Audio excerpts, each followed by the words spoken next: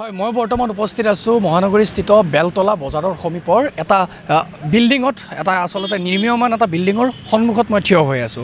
এই বিল্ডিংটোত আসলতে যদি আমি ক'বলৈ যাওঁ বিগত কংগ্ৰেছ চৰকাৰৰ দিনৰ পৰা বিজেপি চৰকাৰলৈকে শাসনাধিষ্ঠ যি বিজেপি চৰকাৰ চলি আছে এই বিজেপি চৰকাৰ দিনলৈকে এই নিৰ্মীয়মান যি বিল্ডিং এই বিল্ডিংটোৰ কাম কিন্তু চলি আছে প্ৰায় ৭-৮ বছৰ হৈ গ'ল তথাপিও কিন্তু এই বিল্ডিংটোৰ কাম এতিয়ালৈকে সম্পূৰ্ণ হৈ নুঠিল। জিএমচিৰ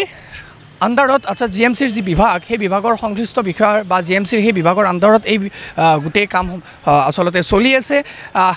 ইয়াৰ আসলতে মূল বিষয়বস্তুটো এইটোৱেই আছিল যে এই বিল্ডিংটো সম্পূৰ্ণ হৈ উঠিলে ইয়াৰ যিখিনি ব্যৱসায়ী অৰ্থাৎ বেলতলা বজাৰৰ যিখিনি ব্যৱসায়ী তেওঁলোকক এই বিল্ডিংটোত তেওঁলোকে বজাৰখন ল'ব, তেওঁলোকে এই বজাৰখন এই বিল্ডিংটোতে তেওঁলোকে পাতিব। কিন্তু তেনেস্থলত নকৰি আজি প্ৰায়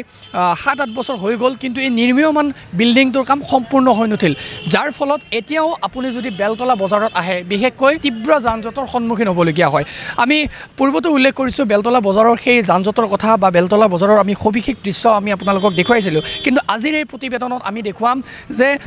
কেনেকৈ আসলতে কাৰ আশীৰ্বাদত এনেকুৱা ধৰণৰ কাম আসলতে চলি আছে বা ৭-৮ বছৰ হ'ল এটা যি উদ্দেশ্য লৈ পেলাই এটা বিল্ডিং নিৰ্মীয়মান এই বিল্ডিংটো সম্পূৰ্ণ হৈ নুঠিল, কাৰ আশীৰ্বাদ আছে জিএমচিৰ আসলতে যি তেওঁলোকৰ কাম কাজ সেয়া আসলতে তেখেতসকলৰ ধোঁৱা চাঙত উঠিল বুলি এক প্ৰকাৰৰ ক'ব লাগিব। আৰু ইয়াৰ যি বিভাগীয় কৰ্তৃপক্ষ আছে যি সংশ্লিষ্ট বিভাগৰ কৰ্তৃপক্ষ সেয়া পূৰ্বৰ যি কংগ্ৰেছ চৰকাৰৰ বিধায়ক আছিল অকণ বৰা ডাঙৰীয়া আৰু তেতিয়াৰ পৰা এতিয়া কিন্তু বিজেপি চৰকাৰ আৰু এই বিজেপি চৰকাৰৰ দিনতো কিন্তু সম্পূৰ্ণ হৈ উঠা নাই। বৰ্তমান আমি দেখিবলৈ পাইছোঁ ইয়াত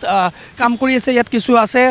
লোক তেখেতসকল ব্যস্ত হৈ পৰিছে, তেখেতসকলে কাম কৰিছে, কিন্তু আমি ইয়াৰ যি স্থানীয় বাসিন্দা বা স্থানীয় যি ব্যৱসায়ী তেখেতলোকৰ পৰা কিছু মন্তব্য ল'বলৈ চেষ্টা কৰিম। তেখেতলোকেনো কি কয়, কেনেকুৱা ধৰণৰ সমস্যাৰ সন্মুখীন হয়।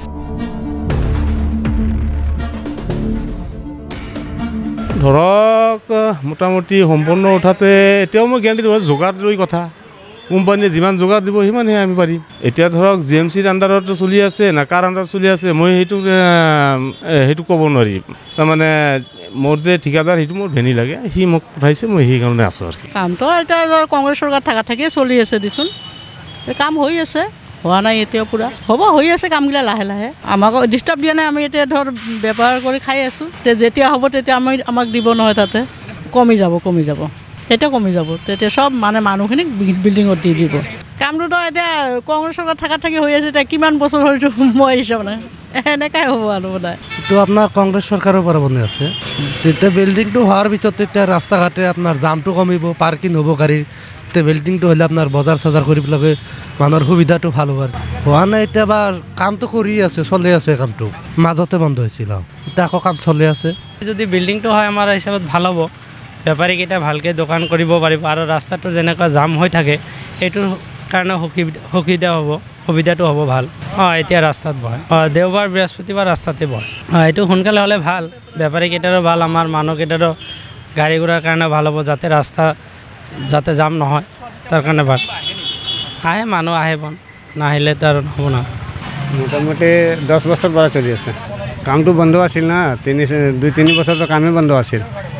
যেতিয়াৰ পৰা এইফালে কাম হৈ আছে তেতিয়াৰ লাগাতাৰ কাম হৈ আছে জিএমচি আণ্ডাৰ। অকণ বৰা আছিল কি কংগ্ৰেছ চৰকাৰ কি বিজেপি চৰকাৰ, আচলতে এতিয়া সকলোবোৰ ধোঁৱা চাঙত উঠা বুলি এক প্ৰকাৰৰ ক'ব লাগিব, কিয়নো মোৰ পিছফালে আপোনালোকে যি প্ৰত্যক্ষ কৰিব পাৰিছে নিৰ্মীয়মানে যি গুৱাহাটী পৌৰ নিগমৰ বিভাগৰ আণ্ডাৰত চলি থকা এই বিল্ডিংটোৰ কাম আচলতে আজি বিগত 8-10 বছৰে ধৰি কাম চলিয়ে আছে, কিন্তু এতিয়ালৈকে সম্পূৰ্ণ হৈ উঠা নাই। এই বিল্ডিংটো বনোৱাৰ এটা উদ্দেশ্য আছিল, এই যিসকল ব্যৱসায়ী, ইয়াৰে মই ভিডিঅ' জাৰ্নেলিষ্টৰ সামগ্ৰিক পৰিৱেশ দেখুৱাবলৈ চেষ্টা কৰিম,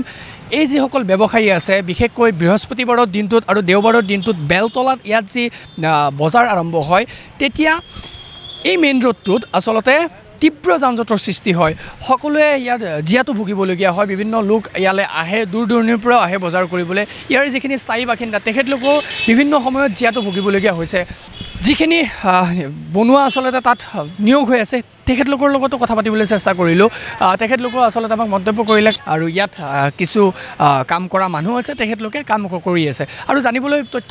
পোৱা মতে মাজত সময়খিনিত প্ৰায় 2-3 বছৰ ইয়াৰ নিৰ্মাণ যে কাম সেই কাম বন্ধ হৈ আছিল, এতিয়া আকৌ সেই কাম নতুনকৈ হাতত তুলি লোৱা হৈছে কিন্তু একেবাৰে লেহেমীয়া গতি বুলি ক'ব লাগিব যাৰ ফলত বেলতলা বজাৰৰ যি আচলতে এই ব্যৱসায়ীসকলৰ যি আচলতে সমস্যা বা ৰাস্তা ঘাটৰ যি সমস্যা যান জঁটৰ যি সমস্যা সেই সমস্যা হৈ থাকিল সমাধান কেতিয়া পাব অকৰ্মণ্য বিভাগ গুৱাহাটী পৌৰ নিগমৰ যি GMC বুলি আমি কওঁ কেতিয়া আপোনালোকে চকুমুদা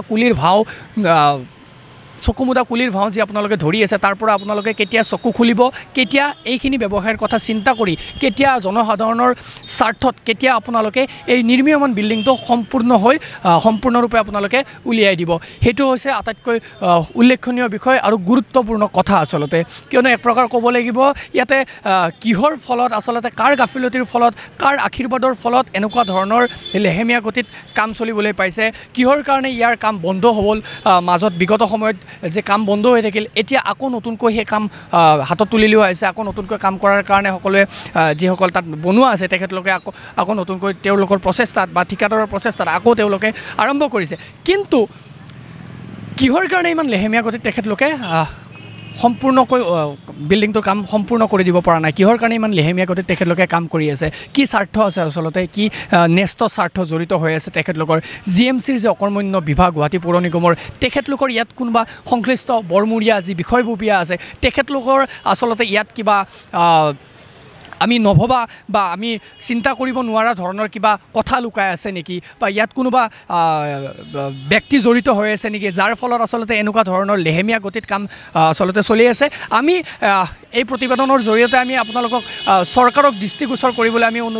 আমি চেষ্টা কৰিম যাতে চৰকাৰৰ দৃষ্টিগোচৰ হয় বিভাগীয় সংশ্লিষ্ট বিভাগৰ যাতে দৃষ্টিগোচৰ হয় চকুমুদা কুলিৰ ভাওৰ পৰা সাৰ পাওক আৰু আপোনালোকে চকু খুলি চাওক যে নিৰ্মীয়মান কাম বৰ্তমান কি অৱস্থাত আছে আৰু